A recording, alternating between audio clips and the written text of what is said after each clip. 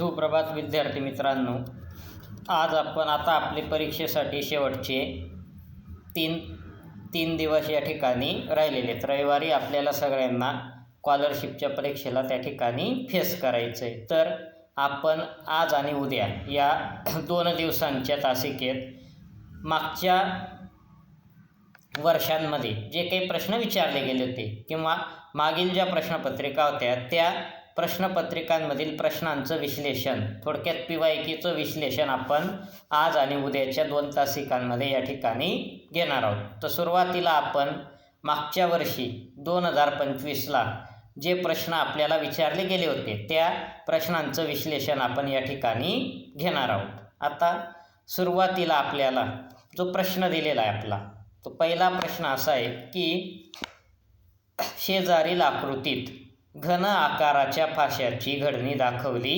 आहे। आता आपण इथं काय दिलं आहे आपल्याला, एक घन आकाराचा फासा जो आहे बरोबर, त्या फाश्याची घडणी आपल्याला या ठिकाणी दाखवलेली आणि या घडणीवरून फासा तयार केला तर निश्चितपणे तो खालीलपैकी कोणता नसेल। काय विचारले आपल्याला, निश्चितपणे खालीलपैकी कोणता नसेल, कोणता नसेल असं विचारलं आहे बरोबर। म्हणजे आपल्याला जे 4 पर्याय दिलेत याच्यातल्या कोणत्या पद्धतीची घडणी त्या ठिकाणी तयार होणार नाही आपल्याला विचारलेलं आहे। आता आपण जर बघितलं तर फाश्यावर 1 पासून 6 पर्यंतचे अंक किंवा 1 पासून 6 पर्यंत टिंब त्या ठिकाणी दिलेले असतात। आता या ठिकाणी काय दिलेत आपल्याला, टिंब दिलेले आहेत 1 पासून 6 पर्यंत बरोबर। मग आता ज्या वेळेस आपण या फाश्याची घडी घालू तर घडी घालताना हा एक जो आहे, एक टिंब जो आपल्याला दिलेला आहे त्या 1 टिंबाच्या विरुद्ध काय येणार आहेत, हे 6 टिंब। त्याच्यानंतर हे जे 5 टिंब आहेत याच्या विरुद्ध बाजूला किती टिंब असतील, 2। लक्षात आलं का? हे जे 1 टिंब आहे हा बरोबर, या 1च्या विरुद्ध काय असेल, 6 टिंब असतील बरोबर।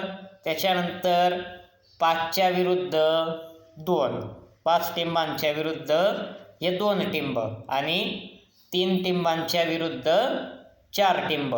या पद्धतीने आपण घडी घातल्यानंतर अशा पद्धतीची मांडणी आपल्याला या ठिकाणी मिळणार आहे बरोबर।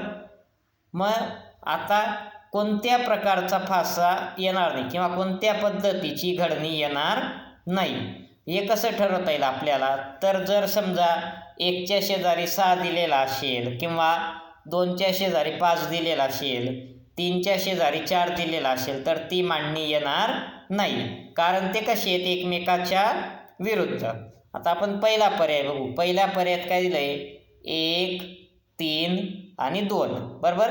हे कुठेही एकमेकाच्या शेजारी ते नाही आहेत, म्हणजे याचा अर्थ काय, आता हा 1च्या विरुद्ध बाजूला काय असणार आहे, 6, 3च्या विरुद्ध 4 आणि 2च्या विरुद्ध बाजूला 5, म्हणजे ही मांडणी कशी आहे, योग्य, किंवा ही घडणी कशी आहे, योग्य। त्याच्यानंतर पुढे बघू, पुढे काय दिलं आहे आपल्याला, पृष्ठभागावर 4 टिंब, 5 टिंब आणि 1 टिंब।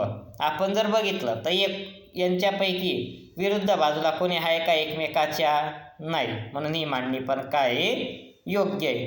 पण आपण जर तिसरी घडणी बघितलं तर तिसऱ्या घडणीत काय दिसून येतं आपल्याला, 2च्या शेजारी काय दिलेलं आहे, 5, परंतु 2 आणि 5 ही कशी आहेत, एकमेकाच्या विरुद्ध, म्हणून ही जी मांडणी आहे तिसऱ्या पर्यायातली जी घडणी आहे ती या ठिकाणी योग्य येणार नाही। म्हणजे तिसरा जो पर्याय आहे त्या पद्धतीची त्या फाश्याची किंवा त्या घनाची घडणी त्या ठिकाणी नसेल, म्हणून आपलं उत्तर काय येणार आहे, पर्याय क्रमांक 3। इथं आलं का लक्षात, काय होतं, 1च्या विरुद्ध काय होता, 6, म्हणजे 1च्या विरुद्ध बाजूला काय येणार आहेत, 6 टिंब। त्याच्यानंतर 4 टिंबांच्या विरुद्ध 3 टिंब आणि 2च्या विरुद्ध 5, म्हणजे याचा अर्थ काय, हे जे विरुद्ध टिंब येणार आहेत ते विरुद्ध टिंब एकमेकाच्या शेजारी नको, म्हणजे ते जर एकमेकाच्या शेजारी असतील तर त्या पद्धतीची घडणी तयार होत नाही, एवढं या ठिकाणी लक्षात ठेवायचं आहे।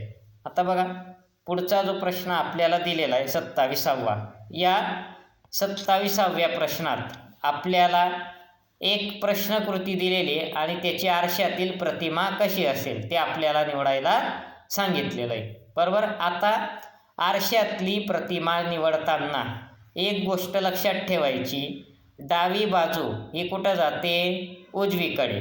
आणि उजवी बाजू कुठं येते? डावीकडे. काय होतं? नीट लक्ष द्या. डावी बाजू कुठं जाते? उजवीकडे, बरोबर. आणि उजवी बाजू कुठं येते? डावीकडे. वरच्या आणि खालच्या बाजूंमध्ये कुठलाही बदल त्या ठिकाणी होत नाही, बरोबर. मग आता हा 295 आपल्याला दिलेला आहे आणि याची आरशातली प्रतिमा पाहायची असेल तर याची घडी फक्त या पद्धतीने घालायची. जे हा असा दिला आहे ना, तर फक्त इकडं घडी घालायची त्याची. मग तशी गाडी घातल्यानंतर म्हणजे काय येईल? हा 2 कुठं जाईल? डाव्या बाजूला. आणि 5 कुठं येईल? उजव्या बाजूला, बरोबर. बरोबर का 5 डाव्या बाजूला येईल? 5 कुठं येईल? डाव्या बाजूला. कारण काय होतं?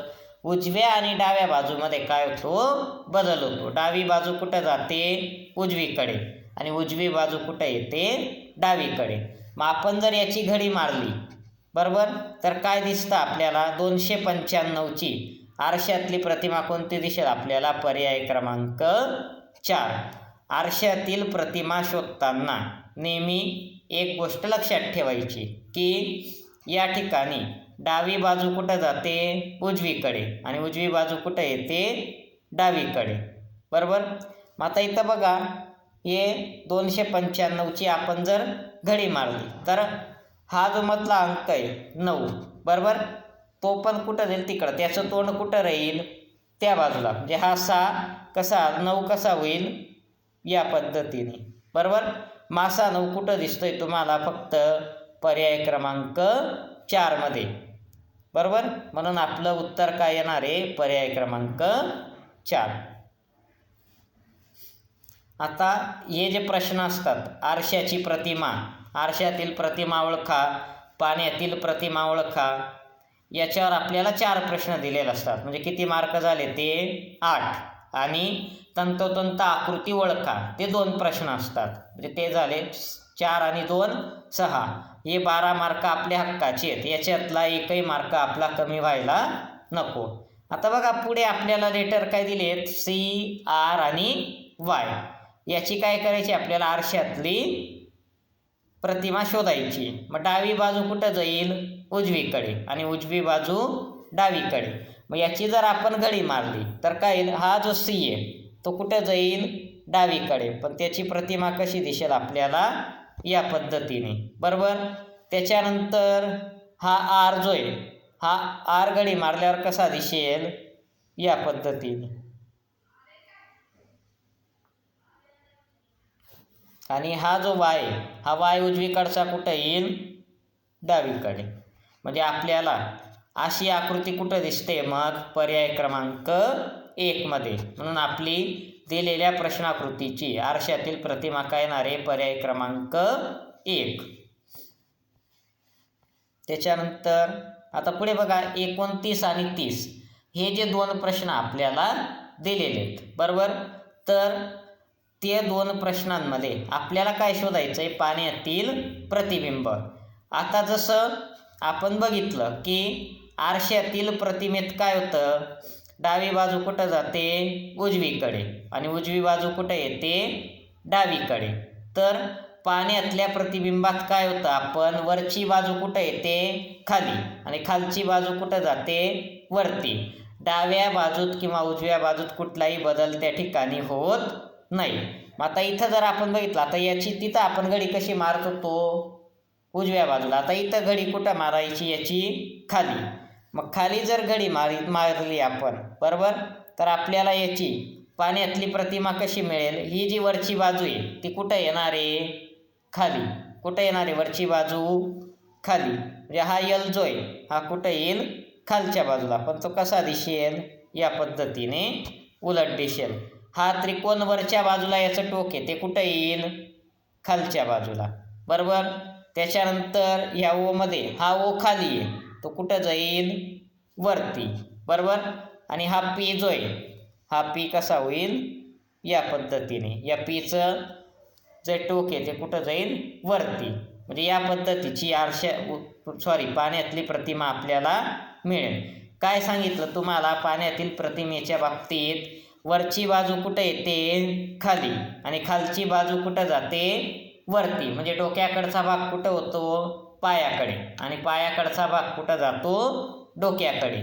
डाव्या आणि उजव्या बाजूच्या याच्यात कुठलाही बदल होत नाही, म्हणजे इथं काय असं होणार नाही हा ओ डावीकडे तर तो उजवीकडे जाईल किंवा हा पी उजवीकडे तर तो डावीकडे येईल, असं होईल का नाही. फक्त काय होईल वरचा भाग खाली जाईल आणि खालचा भाग कुठं येईल वरती येईल, एवढा बदल या ठिकाणी होतो. अजून एक आपल्याला आकृती दिलेली आहे, तिचं सुद्धा काय करायचं आपल्याला पाण्यातलं प्रतिबिंब शोधायचं आहे. मग याचं जर आपण पाण्यातलं प्रतिबिंब शोधलं तर इथं काय येईल बघा, हा जो वरचा भाग आहे सहाचा तो कुठं जाईल खाली, म्हणजे हा सहा कसा दिसेल या पद्धतीने, हा जो वरचा भाग आहे बरोबर. अशी गडी मारल्यानंतर गडी कशी मारायची त्याची उलटी, मग अशी खाली जर गडी मारली तर हा सहा कसा होईल या पद्धतीने, हा खालचा भाग जो आहे तो कुठं गेला वरती, हा वरचा भाग कुठं आला खाली, त्याच्यानंतर हा 7 या पद्धतीने आणि एक कसा दिसेल वरची बाजू खाली खालची बाजू वरती, या पद्धतीने प्रतिमा आपल्याला मिळेल. मग असा पर्याय कोणता आहे आपला पर्याय क्रमांक 3, म्हणून आपलं उत्तर काय येणार आहे मग इथं पर्याय क्रमांक 3. आता पुढे बघा 31 ते 35 साठी आपल्याला सूचना काय दिली की पुढील प्रश्नात पहिल्या व दुसऱ्या पदाचा जसा संबंध आहे अगदी तसाच संबंध तिसऱ्या व चौथ्या पदात आहे, तो संबंध शोधा व प्रश्नचिन्हाच्या जागी योग्य पर्याय लिहा. आता बघा इथं काय असतं, सुरुवातीला प्रश्न काळजीपूर्वक त्या ठिकाणी वाचायचा. आपल्याला दिलेलं काय देवराई महाराष्ट्र शरणवन, मग शरणवन कुठं असतं, कुठे आहे शरणवन मध्य प्रदेश.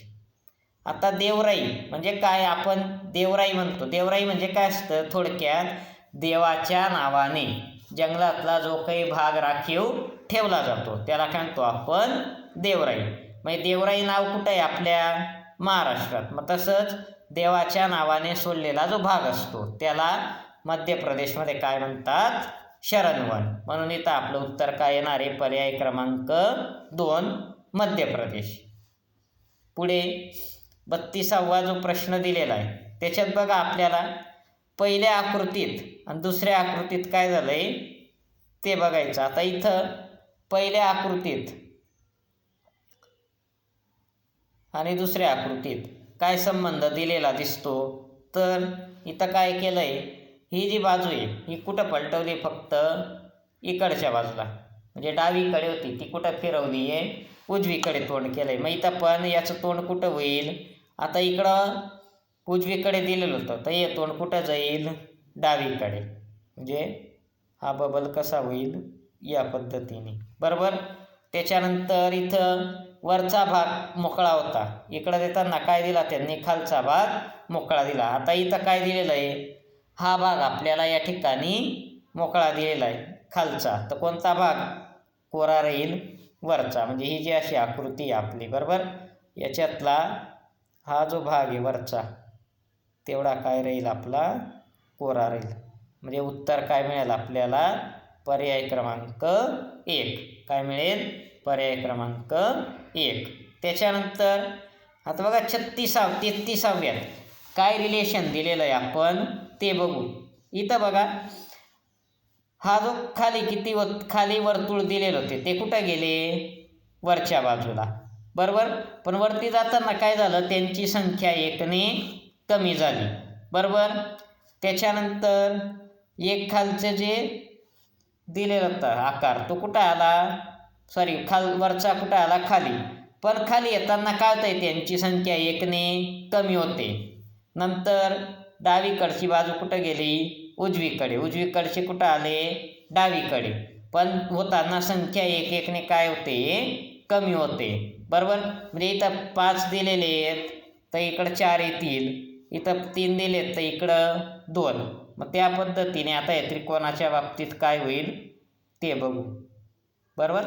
आता इथं बघा हे भरीव गोल किती दिलेत आपल्याला 2. बरोबर. मग ते इकडं जातील तर 2चा किती होईल तो 1. किती होईल 1. बरोबर. त्याच्यानंतर हे दंडगोल कुठे येतील भरीव गोलच्या जागेवर किती आहेत ते 3. 3च्या जागेवर किती होतील 2. किती होतील 2. त्याच्यानंतर स्टार किती आहेत 3 आणि 3 1 2 3 4 5 6 7. ते कुठं जातील वरती. 7च्या जागेवर किती होतील ते 6. 1 2 3 4 5 6. आता 6 कुठं दिसत आहेत आपल्याला आपण बघू. पर्याय क्रमांक 1 मध्ये किती दिलेत 5 म्हणून हे उत्तर येणार नाही. 2 मध्ये 4 आहेत. 3 मध्ये किती आहेत 6 आणि हे किती 4चे 3 झाले म्हणजे उत्तर काय आलं आपलं पर्याय क्रमांक 3. आता पुढचा प्रश्न बघा. पुढे काय दिले आपल्याला 11ला 110 तर 13ला किती येईल. आता हे कसं आलंय बघा 11चा वर्ग वजा 11 म्हणजे दिलेली जी पहिली जी संख्या आहे त्या संख्येचा काय केला वर्ग आणि वर्ग करून त्याच्यातून 30 संख्या काय केलेली आहे वजा केलेली. मग आता 11चा वर्ग किती येतो 121 वजा 11. 121 मधून 11 वजा केले तर किती आलं उत्तर 110. म्हणून 11चा संबंध कोणाशी जोडला आहे त्यांनी 110शी. आता बघा आपल्याला दिले काय मग 13. काय करायचं त्या संख्येचा वर्ग 13चा वर्ग आणि त्याच्यातून काय करायची तीच संख्या वजा करायची म्हणजे 13चा वर्ग वजा 13. आता 13चा वर्ग किती येतो 169 वजा 13. 169 मधून 13 वजा केले तर किती उत्तर 156. म्हणजे इथं आपलं उत्तर काय येणार आहे पर्याय क्रमांक 4 156. पुढचा प्रश्न बघा 35वा काय दिला आपल्याला 5/9 19/14. तर आपल्याला काय विचारलं आहे 4/7 दिला आहे त्याचा क्रमसंबंध दिलेल्या पर्यायातून कोणाशी येईल. आता आपण जर इथं बघितलं तर दिलेलं काय आपल्याला 5/9 त्याचा संबंध कोणाशी दिलेला आहे 19/14शी. मग आता 5/9 आणि 19/14 याच्यातला संबंध काय किंवा कशा पद्धतीने तो आलेला आहे आपण पहिले ते बघू. मग आता इथं बघा हा जो छेद आला आहे 14 तो छेद 14 कसा मिळतो आपल्याला 5 + 9 म्हणजे पहिला जो अपूर्णांक दिलेला आहे त्या अपूर्णांकातल्या अंश आणि छेदाची बेरीज करून काय मिळतोय आपल्याला दुसऱ्या अपूर्णांकाचा छेद. कारण पहिल्या अपूर्णांकाचा अंश काय आहे 5 आणि छेद किती आहे 9. त्या दोघांची काय केली आपण बेरीज 5 + 9 14. तो काय मिळाला आपल्याला दुसऱ्या अपूर्णांकाचा छेद. बरोबर. मग आता इथं पण काय येणार आहे आपल्याला जो अपूर्णांक दिलेला आहे 4/7. बरोबर. तर याचा अंश किती आहे 4 आणि छेद किती आहे 7. 4 + 7 11. जे आपलं जे उत्तर येणार आहे बरोबर त्याचा छेद किती येणार आहे 11. किती येणार आहे 11. मग इथं जर आपण बघितलं तर फक्त दुसऱ्या आणि चौथ्याच पर्यायात काय छेद किती आहे 11. पहिल्या आणि तिसऱ्या पर्यायात छेद 11 दिलेला नाही. म्हणून आपलं उत्तर येताना कोणतं येणार आहे पर्याय क्रमांक 2 किंवा पर्याय क्रमांक 4. बरोबर. मग आता बघा आता या छेद कसा आला ते आपण शोधलं. मग आता काय शोधायचं अंशाचा नेमका संबंध कसा आलेला आहे. मग आता छेदामधून अंशाला काय पहिल्या अपूर्णांकाचा जो छेद आहे तो किती आहे 9. त्याच्यातून त्याच्या अंशाला काय करायचं वजा 9 वजा 5 किती आले 4.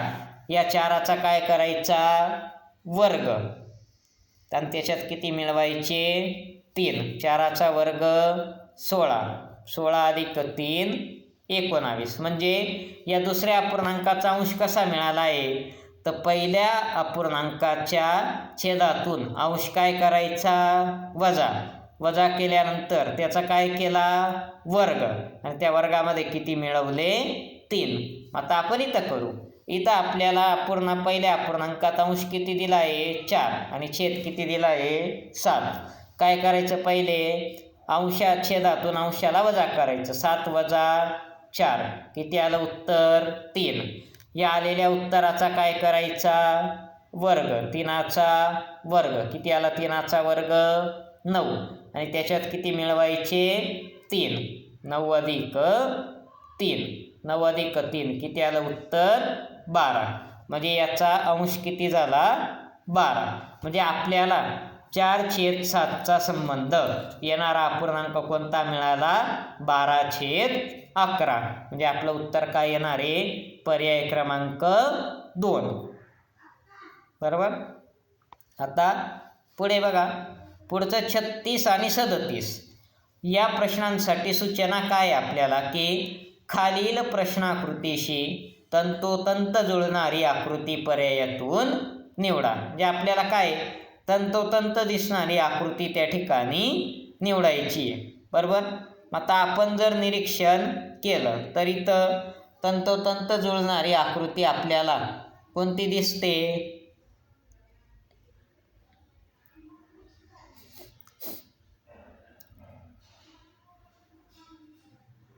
आता इथं बघा पहिल्या आकृतीत जर बघितलं तर मधला भाग इथं जोडलेला आहे. आपल्याला प्रश्न आकृतीत दिला आहे का तो जोडलेला नाही. दुसऱ्या आकृतीत काय आहे तर दुसऱ्या आकृतीत काय दिसतं आपल्याला हा स्टारमध्ये इथं काय दिला आहे स्टार आणि इथं आपल्याला स्टार वेगळ्या पद्धतीने दिलेला आहे. म्हणजे दुसरा पर्याय पण येणार नाही कारण आपल्याला कशी शोधायची आहे तंतोतंत जुळणारी आकृती. आता इथं बघा तिसऱ्या पर्यायात काय केलं या आकृतीची दिशाच फिरवून दिलेली म्हणजे हा उजवीकडचा भाग कुठं दिलेला आहे डावीकडे म्हणून तिसरा पर्याय पण येणार नाही. मग तंतोतंत जुळणारी आकृती कोणती आपली पर्याय क्रमांक 4. म्हणजे या ठिकाणी आपल्याला हे फक्त कशावर हे प्रश्न जे आहेत 2 प्रश्न तंतोतंत जुळणारी आकृती निवडा हे पूर्णपणे हे प्रश्न आपल्या निरीक्षणावर त्या ठिकाणी अवलंबून आहेत. म्हणजे आपण किती सूक्ष्म पद्धतीने त्या ठिकाणी निरीक्षण करतो त्यावर हे प्रश्न आपले अवलंबून आहेत आणि आपल्या हक्काचे मार्क आहेत त्याच्यामुळे याच्यातले मार्क आपले कमी व्हायला नको. आता पुढचा प्रश्न बघा. पुढचा प्रश्न पण आपल्याला पुढचा जो प्रश्न दिला आहे त्याच्यात पण काय आपल्याला तंतोतंत जुळणारी आकृती त्या ठिकाणी शोधायची आहे. आता पहिल्या आकृतीत हा भाग बाहेर जोडलेला आहे आणि येणार. दुसऱ्यात काय आहे हा जो भाग आहे हा मधला हाच गायब केलेला आहे हा जोडलेला नाही म्हणून दुसरा पर्याय पण येणार नाही. आता तिसऱ्यात बघा तिसऱ्यात इथं मध्ये काही दिलेलं आहे का त्रिकोण वगैरे काहीच नाही तिथं तो छोटा त्रिकोण दिला आहे म्हणून तिसरा पर्याय पण येणार नाही. म्हणून उरला कोणता पर्याय पर्याय क्रमांक 4. समजलं. आता बघा आपण पुढचा प्रश्न घेऊ 38वा. आता प्रश्न काय दिला आहे आपल्याला 38वा की एका रांगेत सलीम मध्यभागी 12व्या क्रमांकावर उभा आहे. सलीम कुठं उभा आहे मध्यभागी.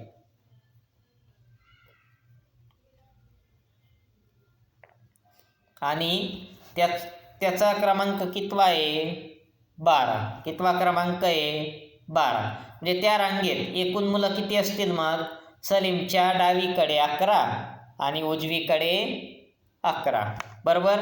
म्हणजे एकूण मुलं किती झाले मग 11 दुने 22 आणि सलीम 1 23. म्हणजे दिलेल्या रांगेत एकूण मुलं किती झाले 23. बरोबर.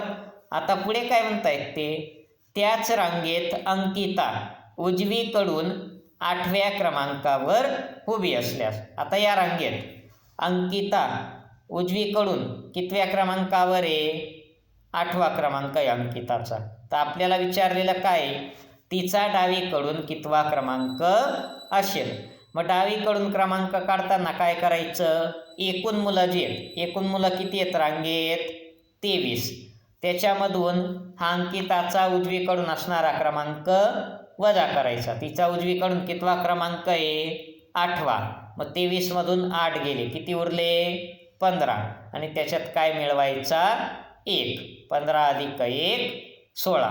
म्हणजे या अंकिताचा डावीकडून कितवा क्रमांक येणार आहे? मग 16वा. आलं का लक्षात? काय केलं आपण? पहिले सलीम एका रांगेत, सलीम कुठं होता? मध्यभागी त्याचा क्रमांक कितवा होता? 12वा. मग त्याच्यावरून आपण काय काढलं? रांगेतले एकूण मुलं.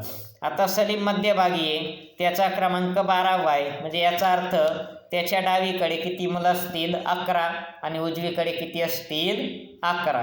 11 आणि 11 22 आणि तो मध्यभागी 1, म्हणजे असे एकूण किती झाले?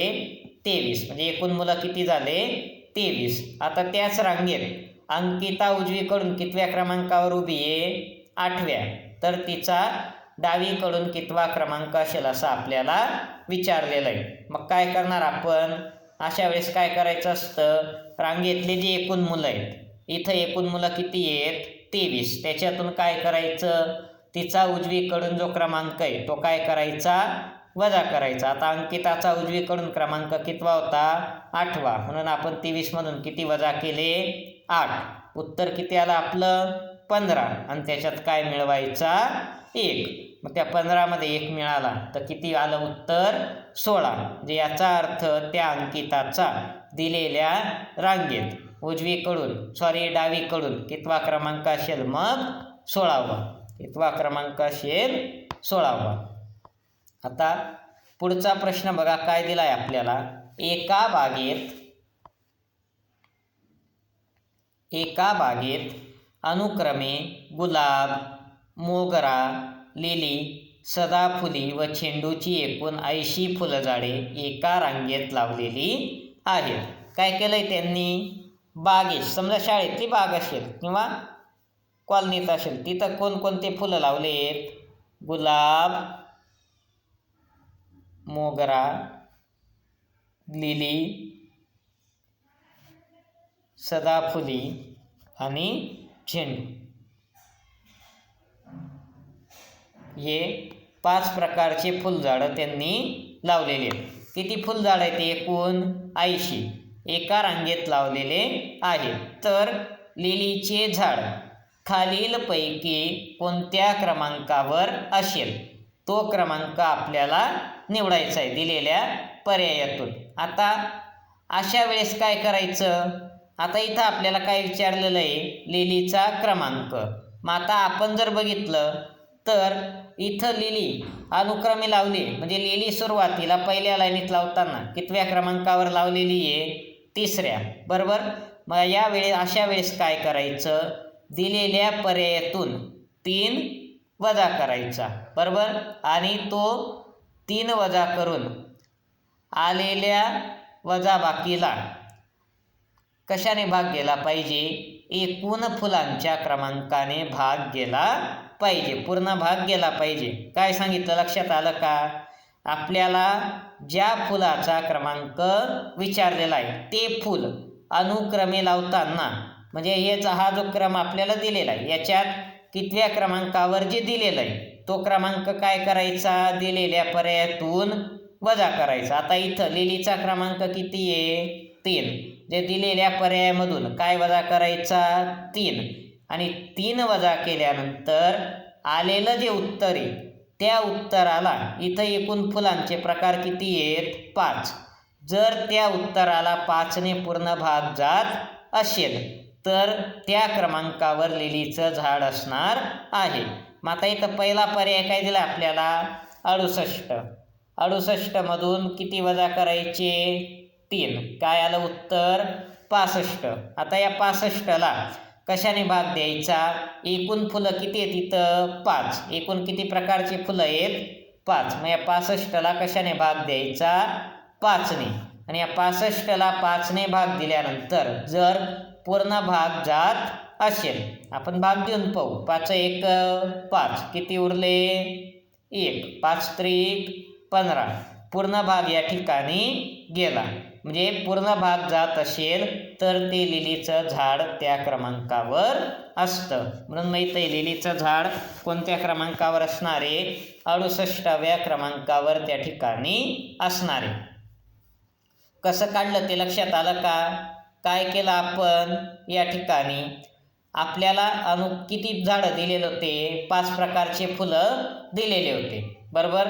गुलाब, मोगरा, लिली, सदाफुली आणि झेंडू अशी एकूण किती फुलझाडं होते? 80. ते एका रांगेत लावायचे. तर लिलीचं झाड खालीलपैकी कोणत्या क्रमांकावर असेल तो पर्याय आपल्याला निवडायला सांगितलेला आहे. मग अशा वेळेस काय करायचं? सर्वात पहिले आपण काय केलं? ते क्रमांक लिहून घेतले. आता त्यांनी काय केलं आहे? अनुक्रमे कसं लावलं आहे? सुरुवातीला गुलाब नंतर 2 नंबर मोगरा नंतर लिली 3ऱ्या नंबरला, लिली नंतर सदाफुली आणि सदाफुली नंतर झेंडू. आता आपल्याला कोणाचा क्रमांक विचारलेला आहे?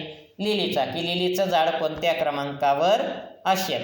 मग अशा वेळेस काय करायचं? दिलेल्या पर्यायातून हे लिलीचं झाड अनुक्रमे कितव्या क्रमांकावर येतं आहे? 3ऱ्या. मग दिलेल्या पर्यायातून 3 काय करायचा? वजा. 3 वजा केल्यानंतर जे उत्तर येईल त्या उत्तराला एकूण जेवढ्या प्रकारची फुलं असतील त्याच्याने काय करायचा? भाग द्यायचा. आणि भाग दिल्यानंतर पूर्ण भाग जात असेल तर त्या क्रमांकावर काय येणार आहे? ते लिलीचं झाड येणार आहे. मग इथं लिलीचं झाड कितव्या क्रमांकावर होतं? 3ऱ्या. मग आपण काय केलं? पहिला पर्याय घेतला 68. त्याच्यातून 3 काय केले? वजा. 3 वजा केल्यानंतर आपल्याला उत्तर किती मिळालं? 65. मग या 65ला आपण एकूण किती प्रकारची फुलं आहेत? इथं 5. या 65ला कशाने भाग दिला आपण? 5ने. मग 65ला 5ने भाग दिल्यानंतर किती आलं आपलं उत्तर? 13. म्हणजे पूर्ण भाग गेला. म्हणजे याचा अर्थ ते लिलीचं झाड कितव्या क्रमांकावर येणार आहे? दिलेल्या पर्यायांमधून 68व्या क्रमांकावर त्या ठिकाणी लिलीचं झाड येणार. आता पुढचा प्रश्न बघू आपण.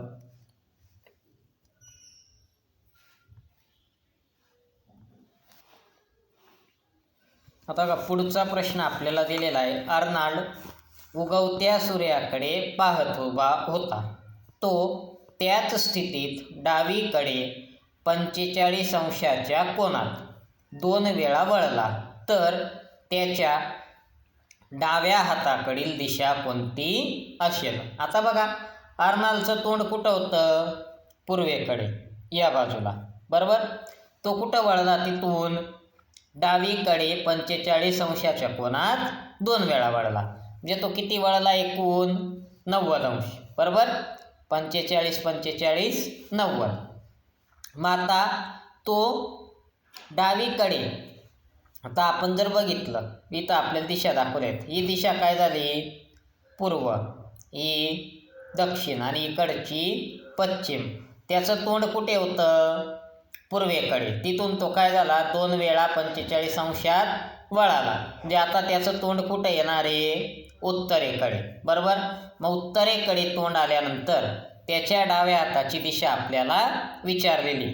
मग त्याच्या डाव्या हाताची दिशा कोणती असणार आहे? पश्चिम. कोणती असेल? पश्चिम, बरोबर. पुढचा प्रश्न बघा काय दिले.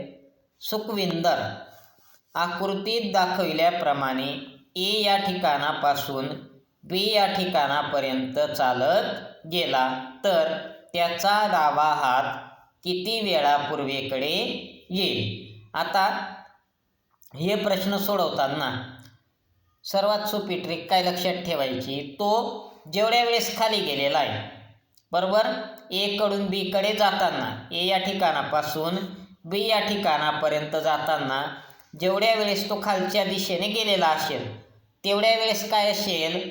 त्याचा डावा हात कुठे येणार आहे? पूर्वेकडे, बरोबर. मग आता इथं बघा तो किती वेळा खाली गेला आहे? 1 2, बरोबर. आता इथं तो वरती जातो म्हणून निघायची नाही. इथं परत काय आला? तो खाली. मग ही 3 आणि इथं 1 वेळा तो खाली येतोय. म्हणजे एकूण किती वेळा तो खालच्या दिशेने येतोय? 4 वेळा. मग जे 4 वेळा तो खालच्या दिशेने येणार आहे तेवढ्या 4 वेळेस त्याच्या डावा हात कुठं येणार आहे? पूर्वेकडे. लक्षात आलं का काय सांगितलं? सुखविंदर ए पासून बी पर्यंत जात असताना जेवढ्या वेळेस तो खालच्या दिशेने येणार आहे तेवढ्या वेळेस त्याचा डावा हात हा पूर्वेकडे असणारे. मा सुखविंदर ए पासून बी पर्यंत जाताना किती वेळा खालच्या दिशेने आलेला आहे? असं खाली 4 वेळा. म्हणून याचा अर्थ 4 वेळा त्याचा डावा हात कुठे असणार आहे? पूर्वेकडे. म्हणून आपलं उत्तर काय येणार आहे? पर्याय क्रमांक 4. त्याच्यानंतर पुढचा प्रश्न बघा काय दिला आपल्याला. 2000. आता हा प्रश्न कशावर अवलंबून कशावर आहे आपल्याला विचारलेला? दिनदर्शिकेवर. बरोबर. काय दिलाय प्रश्न की 2022 या वर्षातील बालिका दिन सोमवारी आला होता, तर त्याच वर्षी शिक्षण दिन कोणता दिन विचारला आहे? शिक्षण दिन. शिक्षक दिन विचारलेला नाही. कोणता दिन विचारला आहे? शिक्षण दिन कोणत्या वारी आला असेल? बरोबर. मग आता बघा आपल्याला दिलेलं काय आहे की 2022 या वर्षातील. आता बालिका दिन कधी असतो? 3 जानेवारीला. बरोबर. 3 जानेवारी. बरोबर. आणि शिक्षण दिन जो आहे हा शिक्षण दिन कधी असतो? 11 नोव्हेंबर. कधी असतो तो? 11 नोव्हेंबरला. बरोबर. मग आता बालिका दिनाला 3 जानेवारीला काय होता? सोमवार. बरोबर. तर त्याच वर्षी शिक्षण दिन हा कोणत्या वारी आला असेल? आता शिक्षण दिन असतो 11 नोव्हेंबरला. म्हणजे 11 नोव्हेंबरला कोणता वार असेल ते आपल्याला या ठिकाणी विचारलेलं आहे. बरोबर. मग इथं काढताना इथं काय करतो आपण? तर इथे काढत असताना काय करायचं? या ठिकाणी आता बघा आपल्याला महिने माहिती आहेत. आता जानेवारीत किती दिवस असतात? 31. बरोबर. मग त्याच्यात आपण काय 7 दिवसाने काय होतो? कोणताही वार असेल तो 7 दिवसाने काय होतो? रिपीट. मग 7 चोक 28. म्हणजे आपण 31ला जर 31ला जर आपण 7ने भाग दिला तर 7 चोक 28. किती उरले? 3. म्हणजे जानेवारीतले किती दिवस उरले? 3. नंतर फेब्रुवारी महिना कितीचा आहे? 28चाच असतो. म्हणून तिथं काही उरणार नाही. म्हणजे काय करायचं इथं? अशा पद्धतीने हा वार काढत असताना दिलेला जो महिना आहे, बरोबर, त्या महिन्यात किती दिवस आहेत त्याला 7ने भाग द्यायचा आणि उरलेली बाकी फक्त इथं कन्सिडर करायची.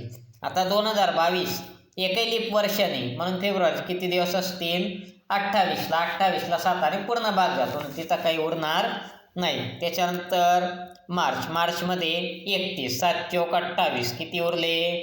3.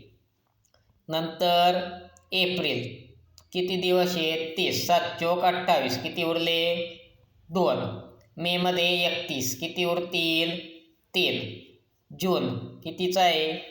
30चा. बरोबर. मग तिथं किती उरतील? 2. बरोबर. त्याच्यानंतर जुलै. आता जुलैत किती आले? 31, म्हणजे किती दिवस उरले? 3. नंतर ऑगस्ट परत 31चा, 7 चोक 28, किती उरले? 3. सप्टेंबरमध्ये किती उरतील? 30 म्हणजे 2.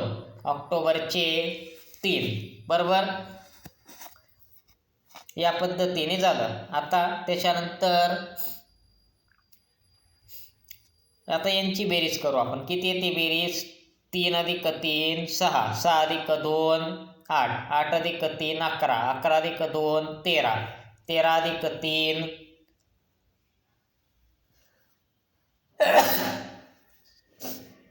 16, 16 अधिक 3 19, 19 अधिक 2 21, 21 अधिक 3 24. किती आले ते? 24. बरोबर. त्याच्यानंतर आता बघा ही कुठपर्यंत वार आला? हा 3 नोव्हेंबरपर्यंत. बरोबर. मग पुढे किती दिवस उरले नोव्हेंबरमधले? 3 दिवस गेल्यानंतर 8, मग 24 अधिक 8 म्हणजे किती झाले? 32. आता हे 32ला कशाने भाग द्यायचा? 7ने. 32ला 7ने भाग दिला तर 7 चोक 28 किती उरले 4. मग सोमवारपासून पुढे चौथा दिवस मोजायचा. मंगळ, बुध, गुरु, शुक्र. म्हणून 11 नोव्हेंबरला कोणता वार येणार आहे? शुक्रवार. पण हे काढताना आपल्याला काय माहीत असलं पाहिजे? बालिका दिन कोणत्या दिवशी येतो, शिक्षण दिन कोणत्या दिवशी येतो हे आपल्याला माहीत असलं पाहिजे. आता इथं शिक्षण दिन दिलाय. बऱ्याच वेळेस आपल्याकडून गोंधळ काय होऊ शकतो? आपण शिक्षक दिन कन्सिडर करू शकतो, कारण शिक्षक दिन कधी येतो? 5 सप्टेंबरला. मग तो जर कन्सिडर केला आपण तर आपलं उत्तर या ठिकाणी चुकू शकतं. आपण काढताना काय केलं होतं? 3 जानेवारीपासून 3 नोव्हेंबरपर्यंतचे दिवस काढले. कसं काढलं? तर जानेवारी महिना 31चा 7 भाग दिला तर 7 चोक 28 किती उरतात? 3. प्रत्येक महिन्यातले असे शिल्लक राहणारे दिवस आपण घेतले.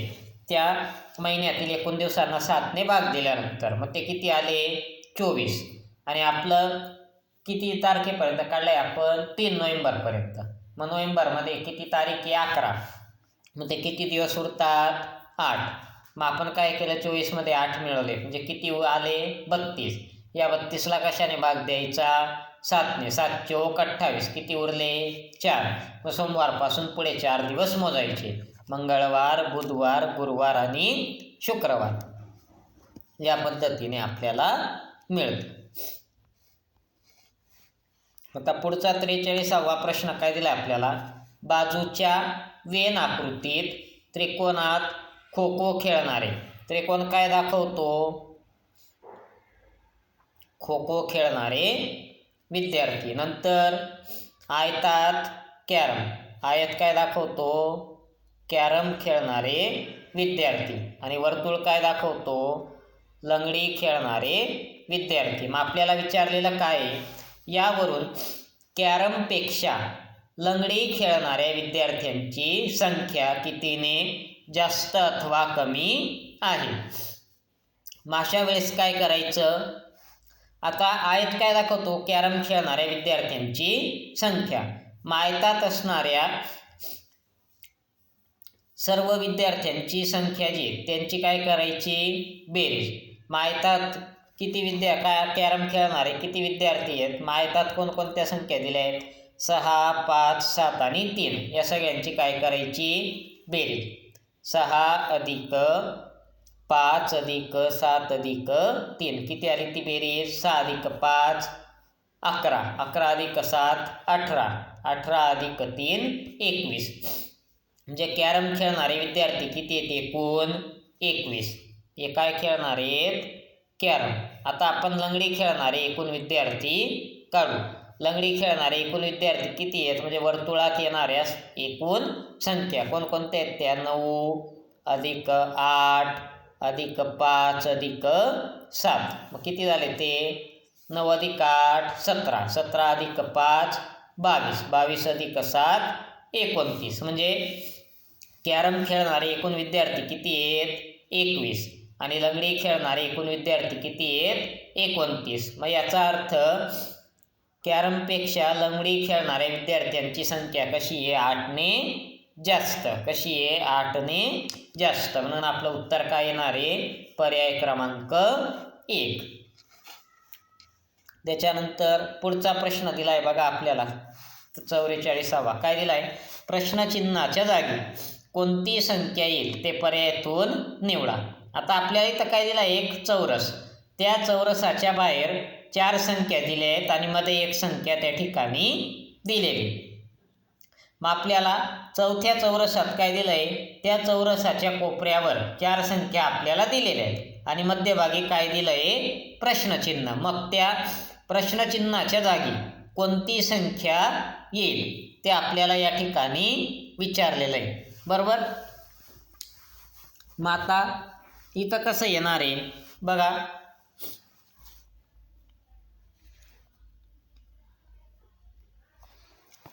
या कोपऱ्यावरच्या 2 संख्या ज्या आहेत 1 आणि 4 डाव्या बाजूच्या, त्यांची काय करायची? बेरीज.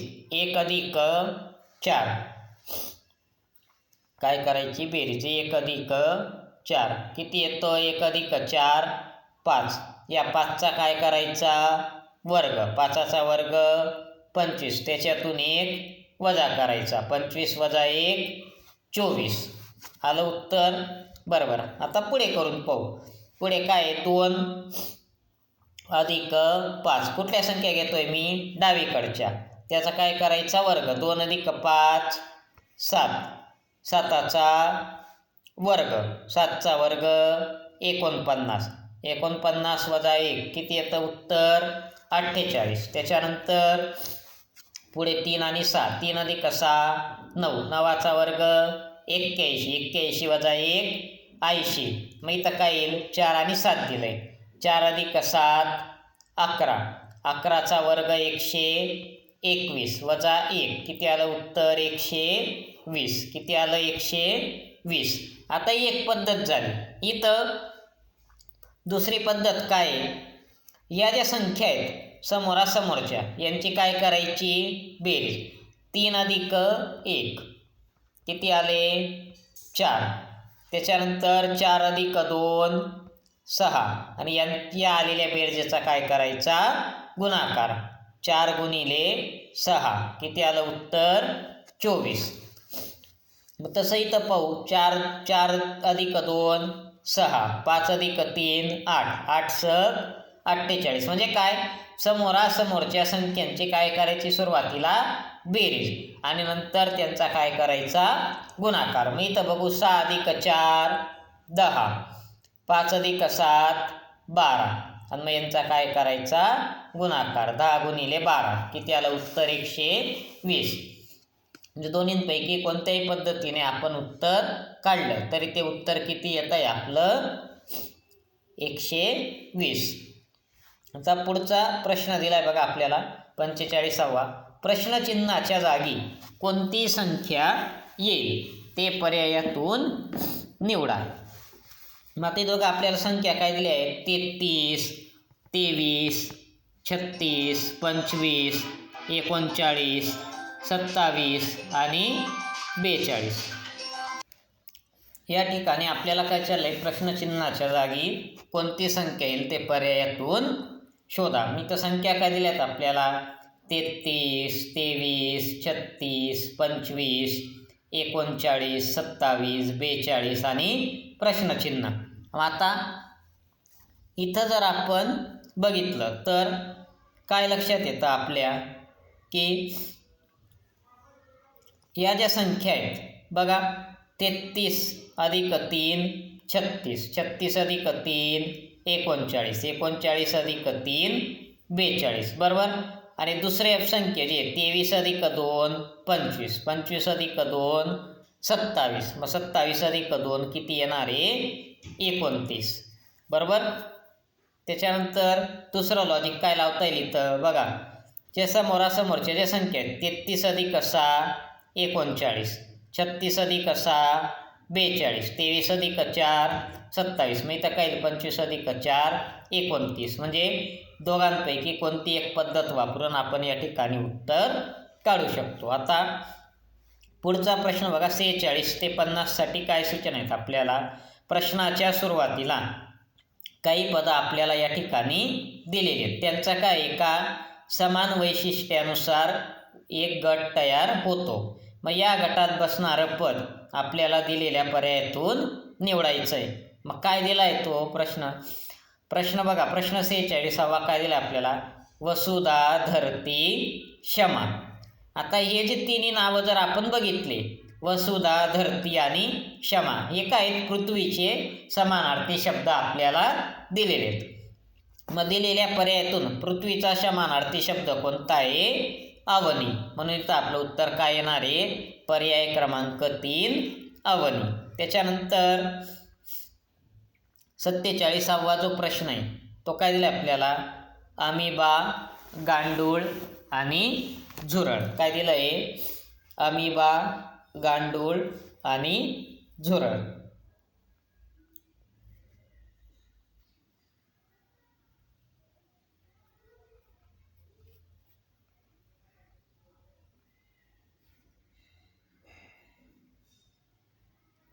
आता हे अमिबा, गांडूळ आणि झुरळ याच्याशी समान याच्यात बसणारा शब्द कोणता आहे?